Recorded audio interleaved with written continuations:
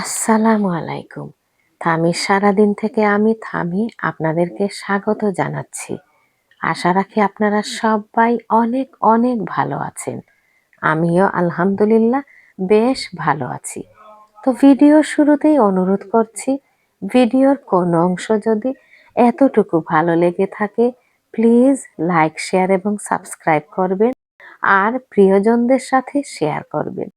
তো সকালবেলা উঠেই চায়ের আয়োজন করছি তাড়াতাড়ি করে, কারণ চা খেয়েই গ্রোসারি শপিং করতে যাব। এই তো চা ঢেলে নিচ্ছি। ইচ্ছে ছিল না টিপট ইউজ করার, কিন্তু মনটা মানছে না। এক মন বলছে ইউজ করতে আর আরেক মন বলছে ইউজ না করতে। ধোয়াধুয়ির ব্যাপার থাকে না, হেল্পিং হ্যান্ড থাকলে হয়তো আরো কত কিছু করতে পারতাম। গরমের দিনে তবুও ওয়াশিং ক্লিনিং একটু ভালো লাগে, কিন্তু শীতের দিনে একটু মেপে ঝুঁকে করা লাগে। এমনিতেই ঠান্ডার কারণে এতদিন ধরে ভুগছি। সেই যাই হোক, বাচ্চাদের টিউশন আছে, সেখানে নামিয়ে দিয়ে আমি শপিং করে নিয়ে আসব। জানেনই তো ক্যামেরা একা ধরা যায় না গাড়ি চালানোর সময়, না হলে ইচ্ছে ছিল কিছু ক্লিপ তুলে নেয়ার, সে আর হলো না। তো এসে গেলাম শপিং গুছিয়ে, রান্নার জন্য রেডি করে নেব সব কিছু। চিকেন এনেছি, পাখির মাংস একেবারে ফ্রেশ, হাঁস আনলাম।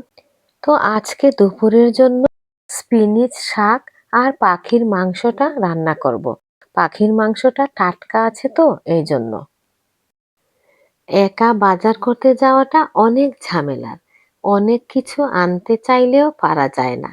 ট্রলি ঠেলাতেই পারি না, এত হেভি লাগে। এতটা ব্যাগ গাড়ি করে গাড়িতে উঠানো যায় না।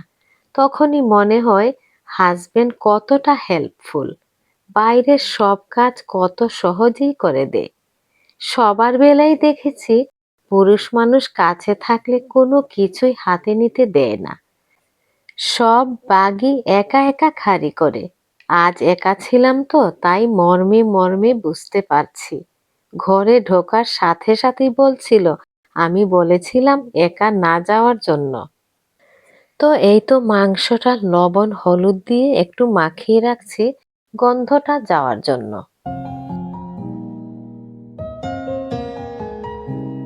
ফান বসিয়ে দিলাম, তেল, আদা, রসুন, পেঁয়াজ বাটা, রুটিন যে মশলা থাকে এগুলো দিয়ে বসিয়ে দেব।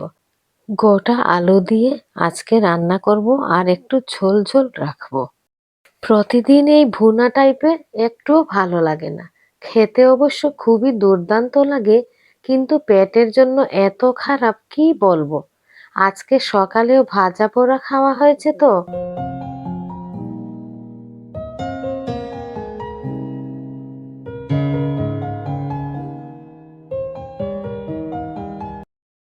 তো এই তো রান্নাটা শেষ করে শাকটা বসিয়ে দিলাম। এই দিয়ে আজকের দুপুরের খাবার খাবো।